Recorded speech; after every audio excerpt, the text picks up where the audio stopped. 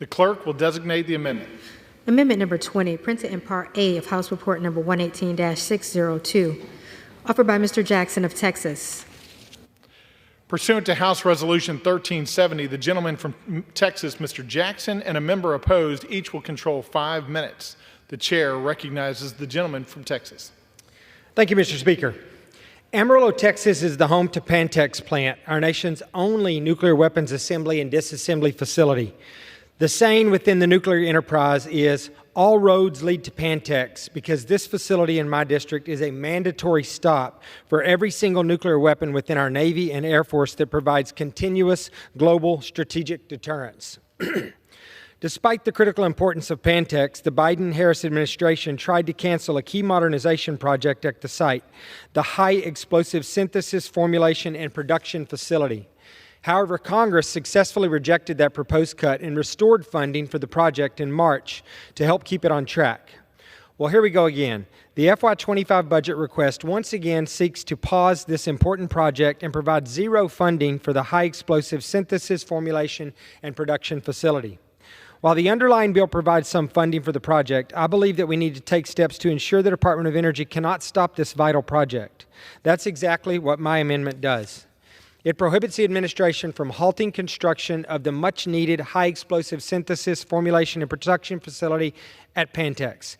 This major construction project will enhance our nuclear deterrence capability by allowing the Nuclear Security Administration to modernize and scale its high-explosive production capabilities to meet the pressing and urgent stockpile requirements.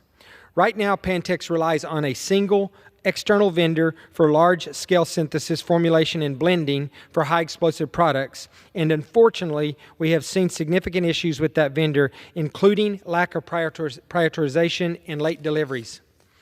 As it stands right now, this reality presents a single point of failure in the nuclear enterprise that could bring our nuclear weapons production to a grinding halt if anything goes wrong.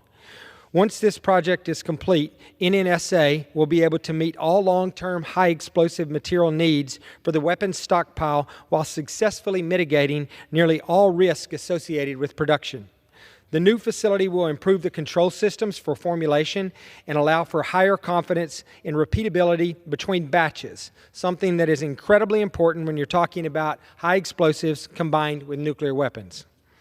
Most importantly, I want to repeat that this will eliminate a single point of failure in our nuclear weapons supply chain that currently exists. We can no longer afford to delay investments in the Pantex plant and the nuclear enterprise. The world is in a dangerous place with constant global threats from China, Iran, Russia, North Korea, non-state actors, and more. And our nuclear deterrent, quite possibly, is the most important tool in our arsenal. I urge all members to support my amendment to prohibit the administration from halting construction on this critical modernization initiative. With that, I reserve the balance of my time. The gentleman from Texas reserves. For what purpose does the gentlelady from Ohio seek recognition? Mr. Chair, I claim time in opposition. The gentlelady is recognized. Yes, I rise in opposition to this amendment because it would prohibit the National Nuclear Security Administration from halting construction on the HE synthesis, formulation, and production facility at the Pantex plant in Texas. Now, the 25 bill does provide $20 million to proceed with activities, so there is funding in the bill. I would ask the gentleman to go back and look and see if that doesn't at least move the project forward, but I have long been a champion of ensuring that our country maintains a safe, secure, and threatable nuclear deterrent while also addressing the threat of nuclear proliferation and terrorism. We have to do both. However, as I have said, I continue to be troubled by the unsustainable spending in the Department of Energy's weapons program. The National Nuclear Security Administration needs to improve its program and project management, given that more than half of its projects are over cost or behind schedule. I'm going to repeat that. Over half of its projects are over cost or behind schedule. There's a problem there. You aren't a complete victim because there is money in the bill for the facility. However, they have a problem over there, and they need to figure out what can be done to move these programs forward more quickly. Importantly, we must also face the realities of defense funding caps. I'm on the Defense Committee as well. And we began, and we have to begin making important decisions to prioritize within these programs. As one step in the prioritization process, the National Nuclear Security Administration proposed pausing construction of this facility to focus resources on higher priority items, which we've asked them to do, necessary for nuclear weapons modernization efforts. So I would say to the gentleman, one of the things you might want to consider is to talk to some of the folks here who promote these weapon systems, but then the NNSA can't build them fast enough. So we have to be disciplined in the guidance that we give them. Only through strategic prioritization can the programs achieve success in meeting the needs of stockpile requirements and maintaining our nation's nuclear deterrent. We should not prohibit the NNSA from pausing certain activities, especially since those issues will be resolved through conferencing funding levels, and I urge my colleagues to vote against this amendment. And I yield back. The gentlelady from Ohio yields back. The gentleman from Texas is recognized. Thank you, Mr. Speaker.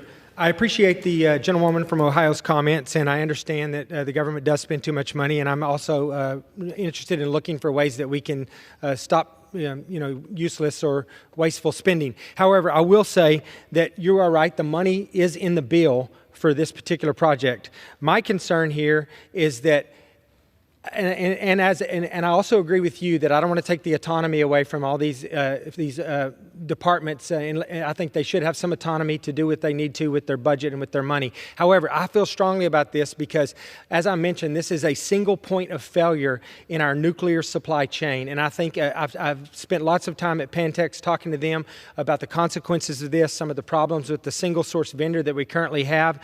I feel like this is important enough that we need an insurance policy in the form of this amendment to make sure that this money that's currently in the bill does not get taken out and used for any other process. And I would be interested in looking at other areas to save money, but I don't think this is the particular area that it's in our best interest from a national security standpoint to save that money. Once I appreciate your comments, so thank you, and I yield back.